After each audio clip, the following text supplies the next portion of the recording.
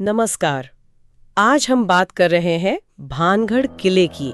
सुना तो होगा ही, राजस्थान में है ये। हाँ, बिल्कुल। इसे अक्सर भारत की सबसे डरावनी जगहों में गिना जाता है। तो हमारे पास कुछ लेख और कहानियां हैं जो इसके रहस्य, वो श्राप वाली बात, और वहाँ लोगों के जो अनुभव रहे हैं उन पर थोड़ी रोशनी डालते हैं।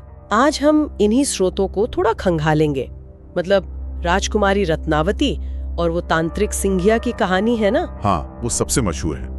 और ये भी समझने की कोशिश करेंगे कि ASI मतलब भारतीय पुरातत्व सर्वेक्षण क्यों कहता है कि सूरज ढलने के बाद वहां जाना मना है। ठीक है, तो शुरू करते हैं। अरावली की पहाड़ियों में है ये किला।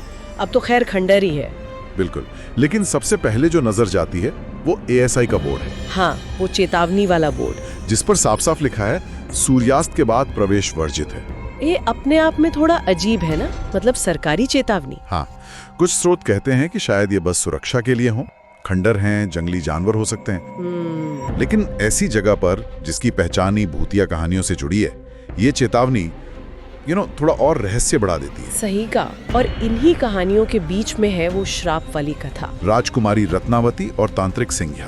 कहते हैं राजकुमारी बहुत सुंदर थी। हाँ, और ये तांत्रिक सिंघिया काला जादू जानता था और राजकुमारी पर मोहित था। अच्छा। तो कहानी ये है कि उसने राजकुमारी को वश में करने के लिए कोई तेल या इत्र बनाया। हाँ। जिसमें जादू मिलाया था। लेकिन राजकुमारी को पता चल गया। हाँ, उन्होंने उसकी चाल समझ ली और गुस्से में आकर उन्होंने वो शीशी फेंक दी। बिल्कुल, एक चट्टान पर दे मारी। शीशी टूट गई और फिर वो चट्टान लुढ़क गई और सीधा उस तांत्रिक के ऊपर। अरे बाप रे। हाँ, वहीं उसकी मौत हो गई।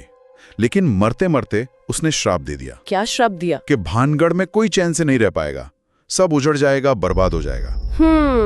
ये सोचना भी अजीब है कि कैसे एक आदमी का गुस्सा पूरे शहर की किस्मत से जुड़ गया। हालांकि कुछ लेख ये भी कहते हैं कि शायद शहर उजड़ने के पीछे आर्थिक या फौजी कारण रहे हों। अच्छा।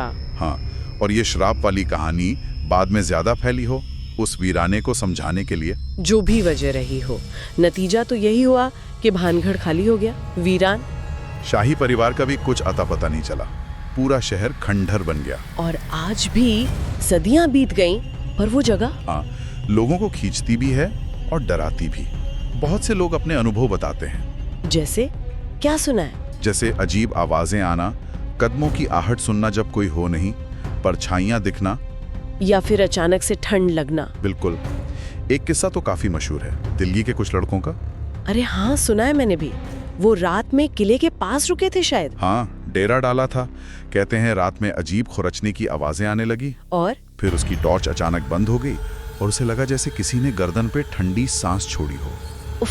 हाँ, बस वो इतना डर गया कि सब छोड़कर भागा वहां से।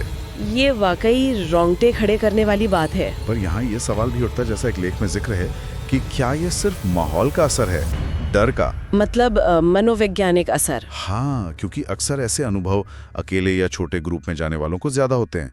अंधेरा, खंडहर, कहानियां, दिमाग गेम खेल सकता है। ये भी एक पहलू है, बिल्कुल। तो एक तरफ ये कहानियां, लोगों के अनुभव, और दूसरी तरफ ASI की वो चेतावनी। क्या लगता है वो चेतावनी सिर्फ सुरक्षा के लिए है या कहीं ना कहीं वो भी इन कहानियों को मानती है?